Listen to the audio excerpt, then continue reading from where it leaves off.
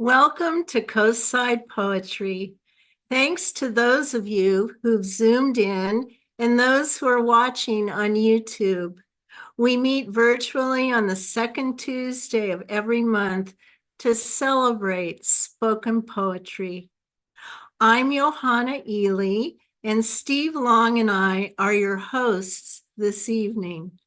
Our featured poet event is being recorded and streamed live onto YouTube as we speak. So anyone can look at it later.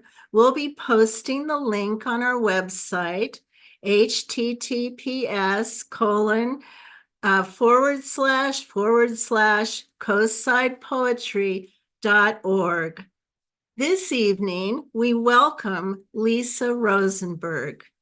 Lisa is the author of A Different Physics, Red Mountain Press, winner of the 2024 American Legacy Book Award for Poetry.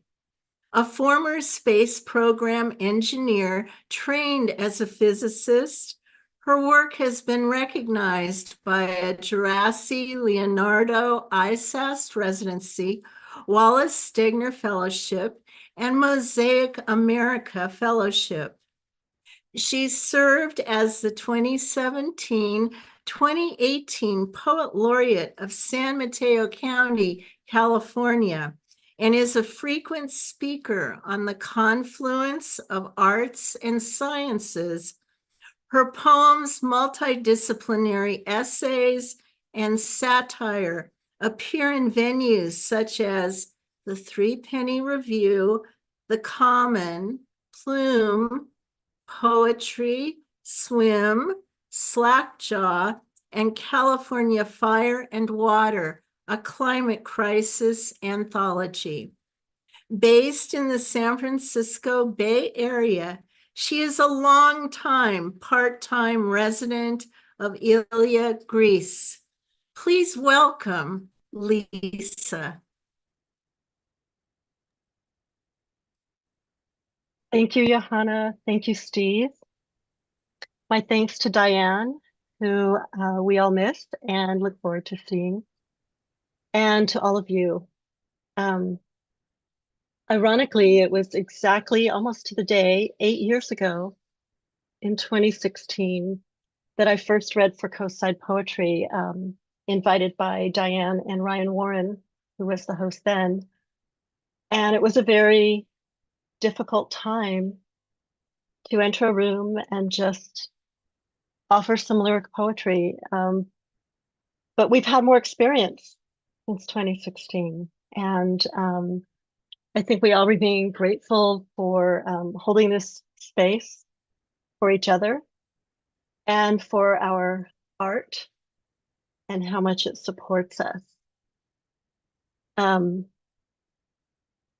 Like Toni Morrison's well-known quote about this is precisely the time when artists get to work has been sustaining me quite a bit this last week. So with that, there's new work, there's old work, but of course it's all the news that stays news. Citrus, by which I mean the blossom, not the fruit, by which I mean the scent and not the sight, by which I mean nostalgia, its sudden bite, as if a tree, a patio, a street, the way the concrete had a fragrance, the concrete and the asphalt and the quiet, tiny yards, because the windows and the curtains, because the timbre of a passing car, and how the dampness of the grass in which I meant to pause, or when the stippled light on stucco walls, because a slow forgetting, by which I mean the acrid with the sweet. That's a newer poem but very much a piece, thank you, uh, with a poem from a different physics, um, from the very same era and same swath of Southern California. The name of the poem is probably, I think, my father's very first original design for a model airplane named the Quicksilver. Quicksilver. 4 years old, I pose with a model airplane on the front lawn. It is bigger than I am. Nose wheel and wingtip lean into the grass beside the transmitter, the one with a beetle green metal housing, long obsolete. I kneel, holding the neck of the Quicksilver against my shoulder, not seeing all I am modeling on a morning of open sky, in a moment's breath, in flagrant light. I have a lot of poems curious about models, the models that shape our thinking and expectations on ways of being. So I'll get back to some of those. And a lot of poems about the sky. A newer one, and also a newer form that is something I've been able to kind of find my way into in the last 4 years, is the prose poem form. I used to look at it, admire it, enjoy it, couldn't get my head around it. Kind of like watching a dance that you enjoy but know you couldn't do, even if you knew the steps. But slowly this has started to make sense to me, and I have found a way to enter it. This piece was in response to a work of art, a close-up photograph of a sunflower in black and white. And the title has a comma between sun and flower. Sun, flower. The center of anything has work to do. Bearing, spinning, taking things in, sending them out again. Pupil and iris. Axle and hub. The dense, dark center of our gathered stars, swathed in wet light it hasn't swallowed, dragging bright dust in arced scars. Aster to aster, disk to disk, the way a word begets a world. Say inflorescence, say one bent petal rests on the rim, a tear, an inflection. Say the mind travels there, a foot explores the unexpected curve.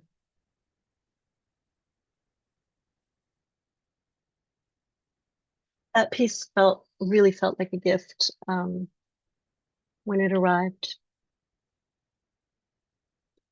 A newer poem, also very skyward.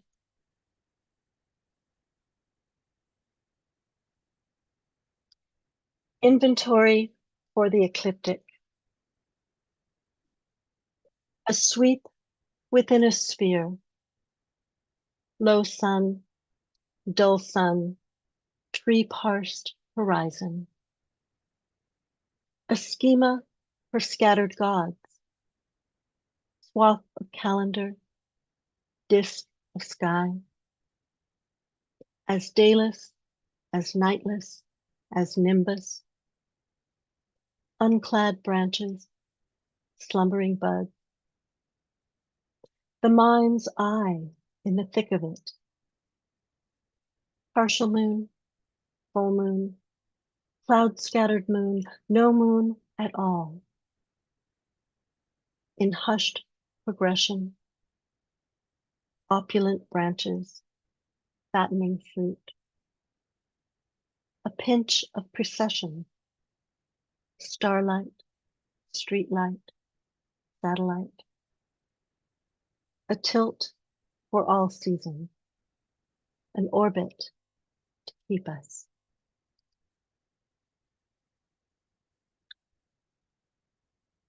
So onward to seasons, and I'm going to read a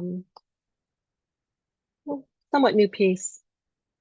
It appeared in the anthology edited by Molly Fisk called California Fire and Water, a Climate Crisis Anthology. Fire sky. First, sweet smoke, grass heads and dead wood. The undergrowth undone in one swath of heat. How faultless the motes, the dull lens of dusk all day.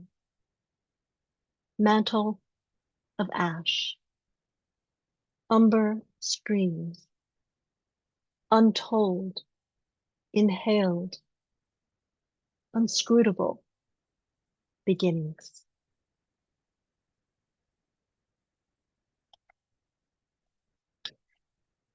So with that, I'd like to read a few pieces that come from a different fire country. And I printed them out so they would be nice and handy. And now, of course, that is escaping me.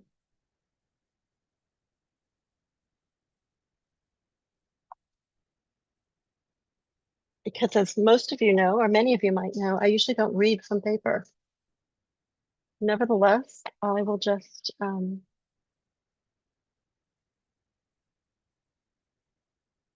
work my way through them.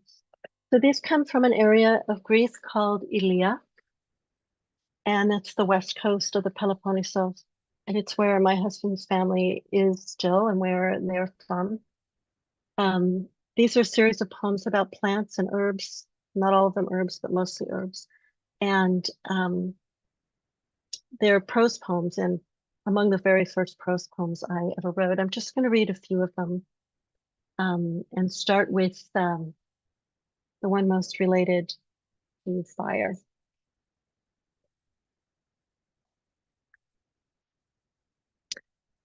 Herbarium. The osmo, mint. Indestructible. Just ask the crowded cucumbers, the overrun greens, the choked puddle of hose water where creatures drink. No drought or frost can halt this sprite, not wildfire after wildfire. Buzz-flowered, untroubled, rhizomes launched from last year's griefs to next year's gleanings. Brief tenderness repeated. Pinch the stems to harvest. Shake off dust. Rinse the ash from leaves. Ascomilo, clary sage. Eye stalks from the woman who harvests on the high ridge. Wrap them straight, spread the feathery bundles on a clean cloth in a quiet room. Wait, wait. And when you take your swim, and when the family gathers, and when the television plays, but no one is awake, water departs the cells of stem and leaf. Wait. When it has mostly gone, take what remains for tea.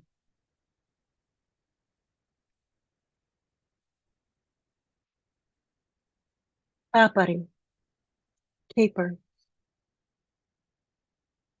I didn't know the berry from the bush, didn't know the bud except as disembodied, cured, didn't recognize the double vine, beloved, berated, cultivated, purged, equally at home on fissured monuments and tended beds, through vacant lots and buckled sidewalks, and so well lodged between headstones, even the dead attend them.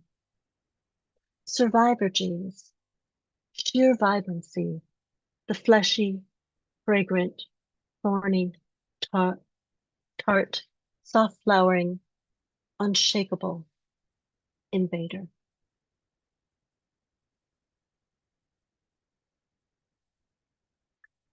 I think I'll come back stateside, as the ancient expression used to go, and read a couple of autumn pieces um, from California. The first is about that kind of classic autumn that if you grow up in California, you might be lucky to see if you live near the mountains. Otherwise, it's idolized in the East, and every once in a while we have a plant either transplanted, a convergent species, or a token. The poplar. A poplar by the evergreen forest is a token, its element a different woodland, not these old groves and ancient forms, needle, cone, and frond, the flush of seedlings after fire, impress of ferns, then a poplar burning out of place, the autumn palette of a later order, more cyclical, finite, insistent.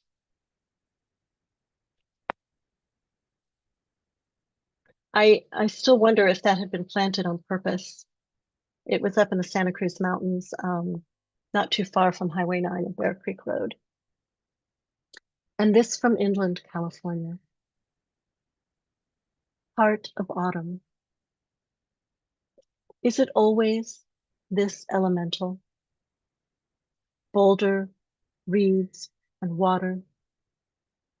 Thoughts skimming off the pond to meet you. And geese flapping near the far shore.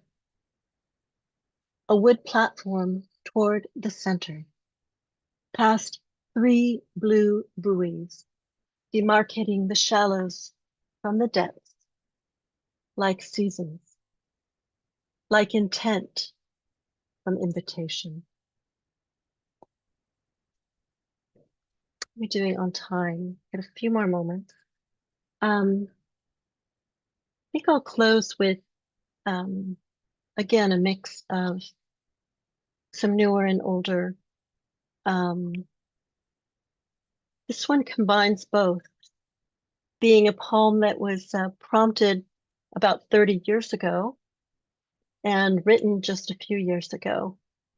And the prompt was something a physics and astronomy professor said during class, not knowing how seriously young aspiring poets take things.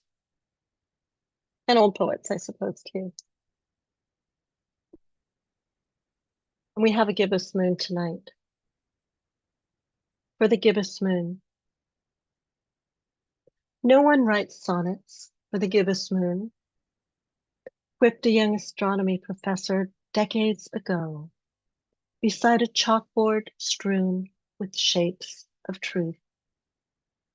Beneath a dome that bore indifferent gravity. I heard the calm progress of song, how the moon's ungainly shape, wholehearted, if not full, snug in the palm of night's penumbra, finds so little praise to claim. Human arts embrace the crescent, neglect the moon, whose name fights melody, whose light wanders lake tops, lenses, casement windows, inscribes on creature memory a language equal to the sun's singed mirror. Brilliance enough for all who sleep or stir.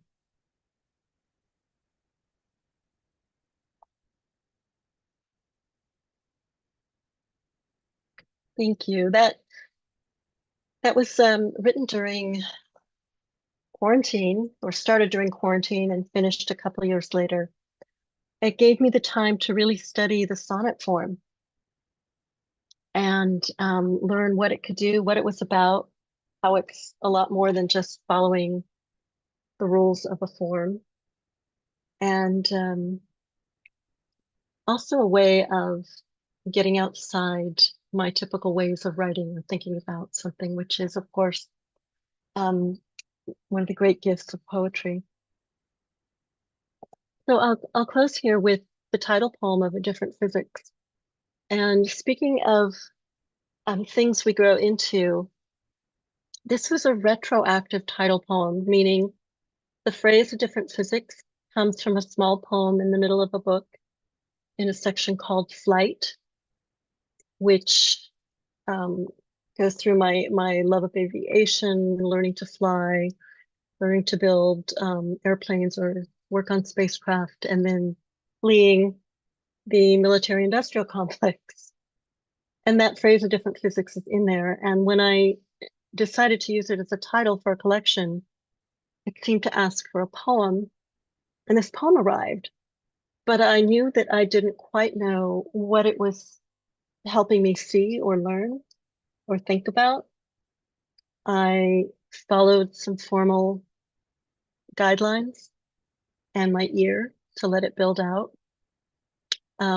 It reminds me a bit of, there is a dance, speaking of dances, it's a Greek folk dance that I used to watch called the Zebekiko. And I cluelessly used to call it the drunk old man dance. And knew there was something about it, even though it didn't look that difficult, that I wasn't understanding, that had, what Lorca calls the duende in it.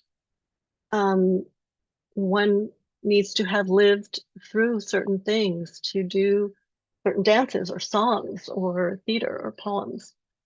So in a way, this particular poem has taken me a long time to come into. It's like, and I'm just now coming around to reading it more often and sharing it. A Different Physics. To meet the world with a different physics than the one we built our lives on. To free a body of notation. Each set of laws more fundamental than the last attempt. A wry music. A supple net to cast onto the sea of meaning. There's a physics outside the blackboard's edge, and one we seek to unify grandly in our time, or next time maybe. Next time around, we might articulate more with less and roam the spacious box of bigger thought to find ourselves at ease in the seeking and the not seeking. No cause but joy in both, with a single word for a thing and its opposite, finally at home on our tongue. Thank you all so much. I look forward to hearing your poems and browsing through the chat. Thank you, Johanna. Thank you so much, Lisa, for sharing your beautiful poetry with us. And speaking for myself, I just feel calmer and more at peace after hearing your words. Why don't we all unmute and some of you can share your thoughts with Lisa. Let's give a big round of applause.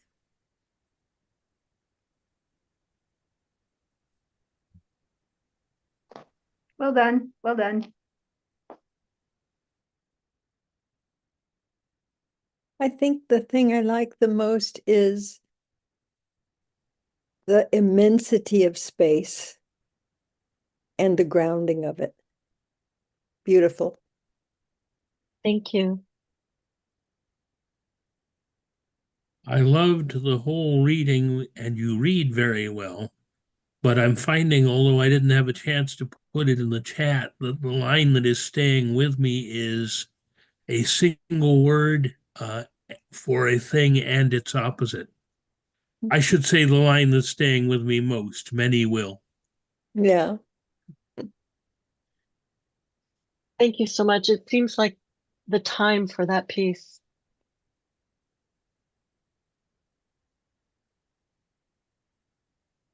I liked the way you repeated words and sounds, and I particularly liked the poem that had starlight, streetlight, satellite, and how you repeated that. It was those kind of lines are so fulfilling somewhat. I don't know why they just, it's just like they just go into you and it's like you ate something really delicious. I can't describe it, but I just love it. So thank you so much for that.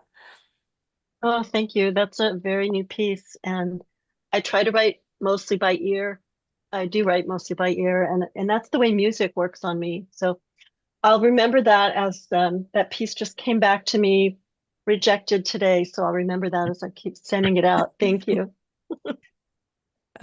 Lisa, you have, these are very profound poems and full of space and light and heart and depth. And I was very moved listening to them. Some of them I've heard before, but they're beautiful to hear again. And in addition, what you say about the source of your work and how you surround the poems with a sense of what comes through you and how you do it is also profoundly interesting and alive and connected. So I'm really glad I'm here, and thank you so much. Sorry. I loved what you said about the old man's dance and about the basis for so many things that you have to have lived through it. And it's just an idea that is very, very catchy, very human. And I loved it. Thank you. I found your poetry soft and soothing. Every word had meaning. I really enjoyed it.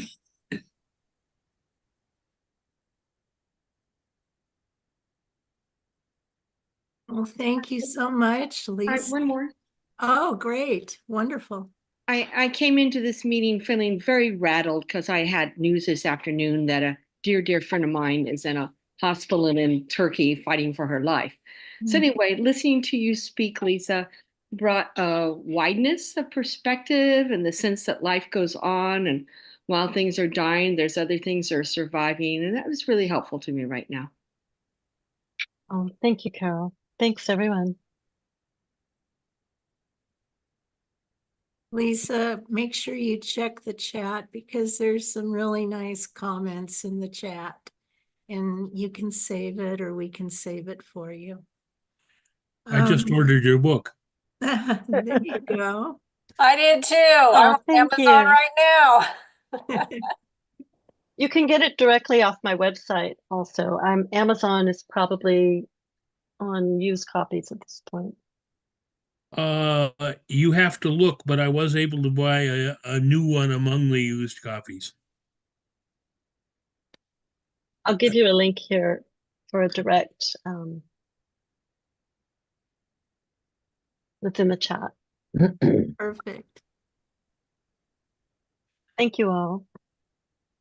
Okay, thank you. And we'll stop recording in a moment. Those of you in the Zoom room, please stay online if you'd like to take part in the open mic. Thanks to all our YouTube listeners. Please tune in for our next regular Coastside Poetry event on Tuesday, December 10th, when Diane hopes to rejoin us to host an evening of all open mic. Thanks so much for joining us at Coastside Poetry and for helping to keep the lamps of poetry burning.